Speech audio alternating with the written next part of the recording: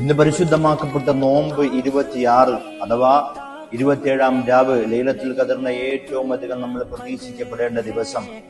നമ്മുടെ പൂർവ്വസൂരികളായ മഹത്തുക്കളൊക്കെ പറഞ്ഞത് 27-ാം രാവിനെ ലൈലത്തുൽ ഖദർ ആകാൻ സാധ്യത കൂടുതലാണെന്നാണ്. എത്രത്തോളം എന്ന് വെച്ചാൽ വിശുദ്ധ ഖുർആൻ നമ്മെ പഠിപ്പിച്ചുവല്ലോ, ഖൈറും മിൻ അൽഫി ശഹർ, 1000 മാസക്കാലം രാവും പകലും ഇബാദത്ത് ചെയ്ത പ്രതിഫലം കിട്ടുന്ന രാവായി നമ്മൾ പരിഗണിക്കപ്പെടേണ്ട, അല്ലെങ്കിൽ കാണപ്പെടേണ്ട, അല്ലെങ്കിൽ പ്രതീക്ഷിക്കപ്പെടേണ്ട ദിവസമാണ് ഇന്നത്തെ ദിവസം. അതുകൊണ്ട് എന്റെ പ്രിയമുള്ള സഹോദരങ്ങളെ, ഈ ഒരു രാവ് നമുക്ക് ഹയാത്താക്കാൻ സാധിച്ചാൽ, അഥവാ ലൈലത്തുൽ ഖദറിന്റെ രാവിനെ നമുക്ക് ഹയാത്താക്കുവാൻ വേണ്ടി സാധിച്ചിട്ടുണ്ടെങ്കിൽ 83 വർഷക്കാലം രാവും പകലും ഇബാദത്ത് ചെയ്ത പ്രതിഫലം കിട്ടും അത്രേ.